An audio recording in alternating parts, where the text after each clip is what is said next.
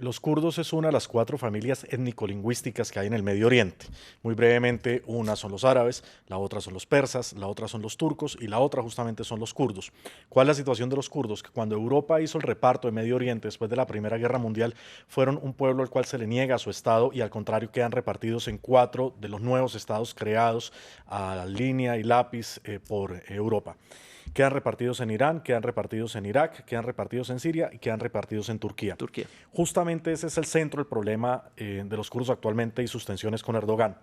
En Irak, después de la intervención de Estados Unidos, logran una zona autónoma en el norte de Irak.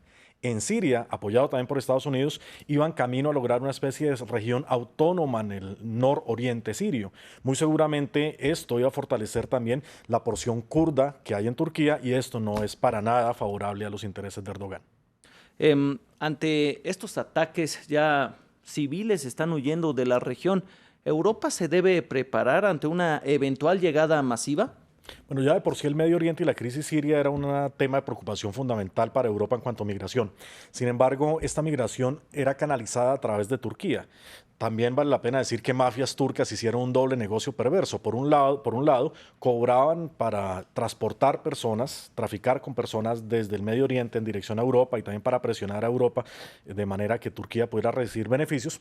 Pero por otro lado, los dejaban en Grecia, que es su principal competidor justamente dentro de Europa. Entonces hacían un doble o triple juego bastante perverso.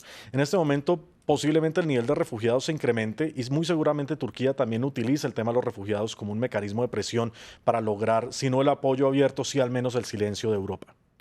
Ya nos comentaba nuestra corresponsal de France 24 en Turquía sobre las reacciones internacionales.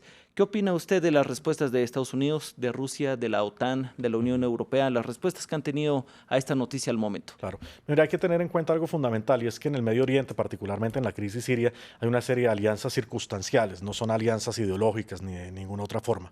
Entonces, los kurdos y las milicias kurdas fueron en buena medida el pilar de la estrategia de Estados Unidos para combatir en Turquía contra el Daesh.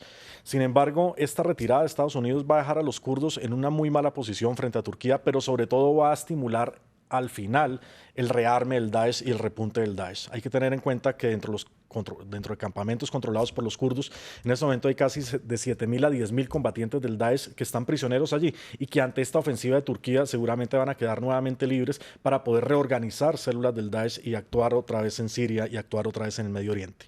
Con este trasfondo, obviamente, las posiciones que tenemos desde Estados Unidos, desde Rusia, desde la Unión Europea, por un lado, en una primera ocasión, son seguramente muy moderadas, pero cada una obedeciendo a sus intereses. Rusia muy preocupada porque seguramente este adversario que ya había sido derrotado, al menos desde el lado del régimen de Bashar al-Assad y desde el interés ruso, seguramente se va a reactivar. Estados Unidos diciendo, bueno, finalmente eso no es responsabilidad mía, yo me tengo que ir de allí, eso es un tema básicamente ruso, no voy a tampoco a permitir que Turquía haga mayores presiones, pero pues un tema básicamente regional.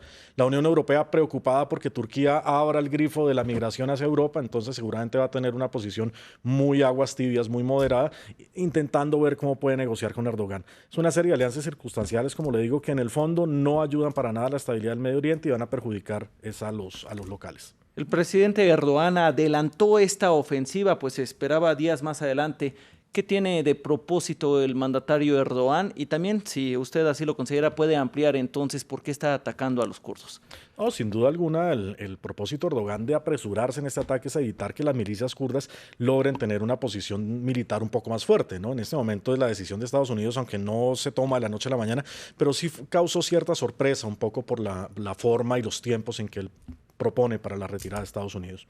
Entonces Erdogan sin duda alguna está aprovechando una ventaja militar. No se trata de una milicia pobremente armada, se trata de una milicia organizada que fue, como le digo, pilar en combate de Estados Unidos frente al Estado Islámico. Entonces, mientras más pronto haga la operación militar, pues va a ser mejor para Erdogan, sin duda alguna. Ahora, también tiene que tener en cuenta la presión de los kurdos dentro de Turquía. Esta presión se va a reactivar, hay que recordar que hay un partido político, hay una milicia kurda en Turquía que fue muy activa y que se va a reactivar un poco ayudando a sus hermanos kurdos de Siria. También Erdogan quiere tomar a todo el mundo por sorpresa y adelantar esta operación militar. Profesor, pues muchas gracias por sus respuestas concretas y su presencia aquí en nuestros estudios de France 24. Él es el profesor Luis Alexander Montero